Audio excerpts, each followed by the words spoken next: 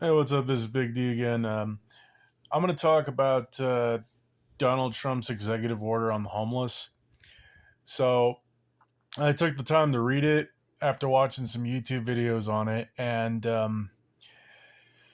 needless to say, I'm kind of worried about it. Like, don't get me wrong, you've got a lot of junkies and hopeless people that,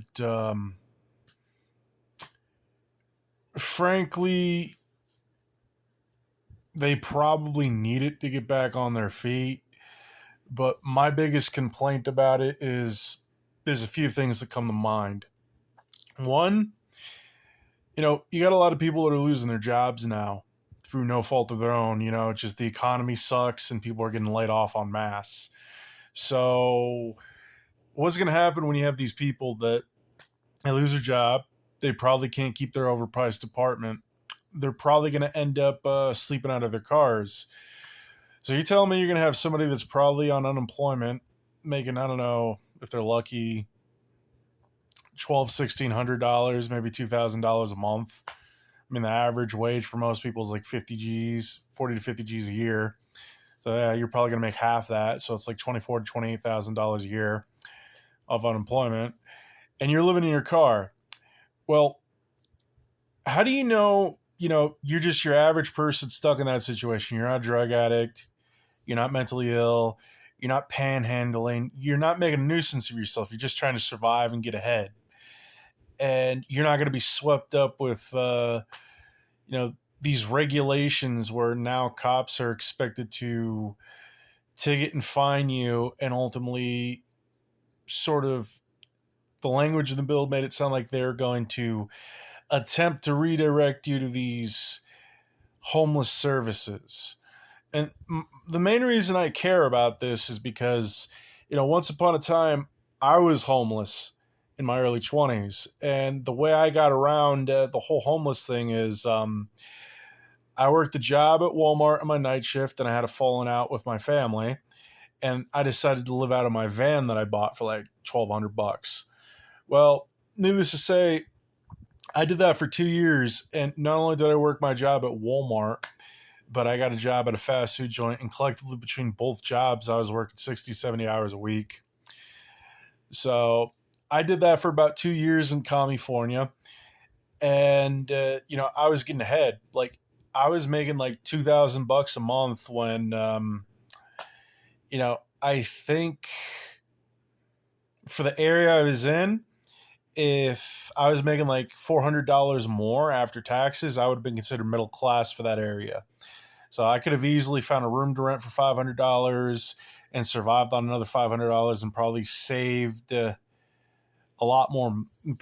Probably only saved like $1,800 a month. But instead, I decided to live out of my vehicle, and I had a gym membership, so I always had some place to go work out, kill some time, get free internet access, and you know, shave and shower 24/7. I had a post office box. I had two jobs. I had all my stuff in a storage unit, and I was actually pretty presentable. I washed my clothes at laundromat. I never stunk. I worked two jobs, and I did that, and I managed to move out of California and move over to, another state, and my life's gotten better and better and better since then. Now I have my own place, and things aren't bad. It's stable.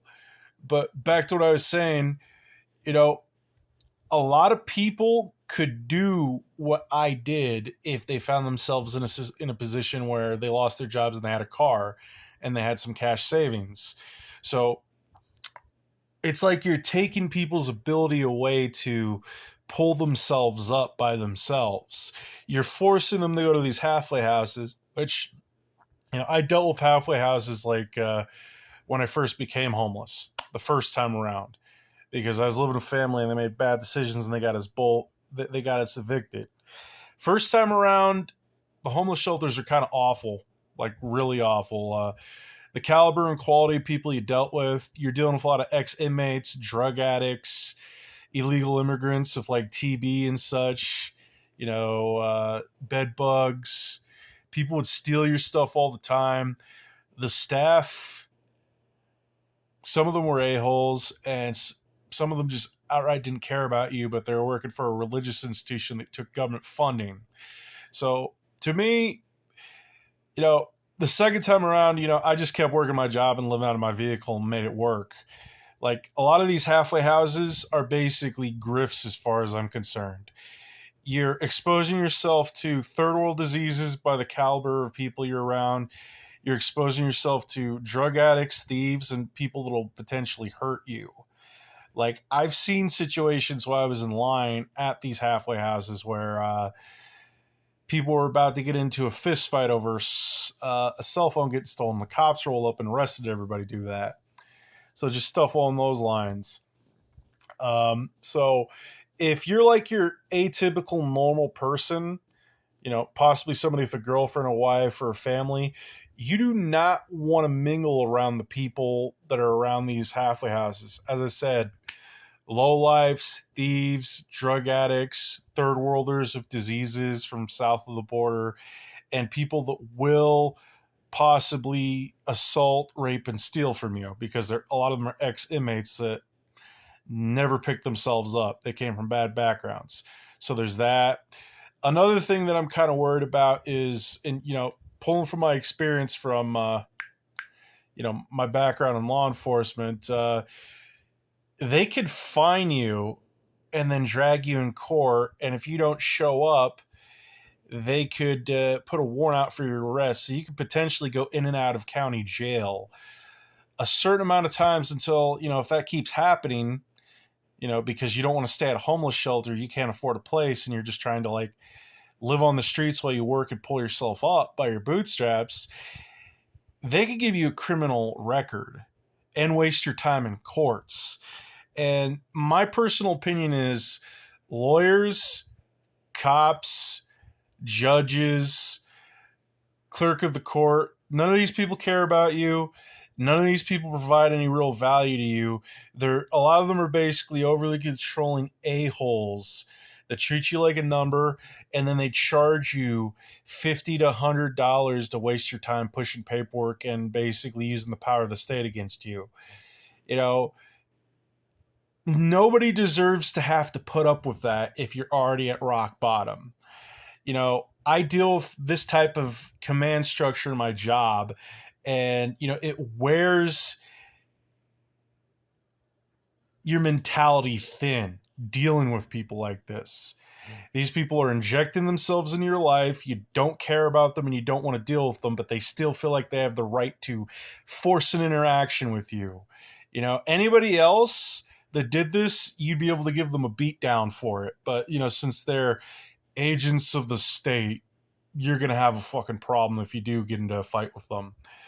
But yeah, beyond that, I don't, to me, it just feels like they're creating a situation where they're putting you in a no-win situation where you're either going to go to the dangerous homeless shelter so somebody can make money off government funding, or you're going to go through jail so somebody can make money off of throwing you in jail and the process therein.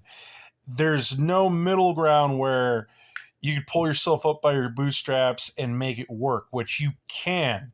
You can get cell phones, you can get storage units, you can get P.O. boxes, you can get a 24-hour gym membership for like $20 to $30 nowadays. And as long as you get a P.O. box that looks like a regular address, you can show up and get a job, and you can keep it on the down low and get ahead. All you got to do is get 2 jobs. And if you got a car and you can make all that work, you don't need these homeless shelters. And you don't need, these courts. But, it just feels like they're being forced on you.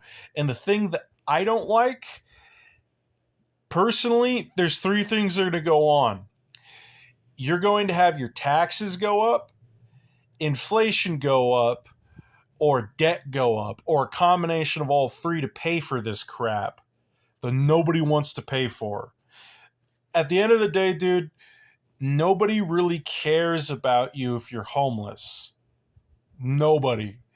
I don't care what anybody says. Anybody that says otherwise, maybe they're some of the few genuinely caring people out there, but most people, they're just virtue signaling. At the end of the day, if they're not letting you move into your house, They're not giving you money. They're not giving you leads for jobs. They're not doing anything to uplift you. They really don't care about you. Big D out.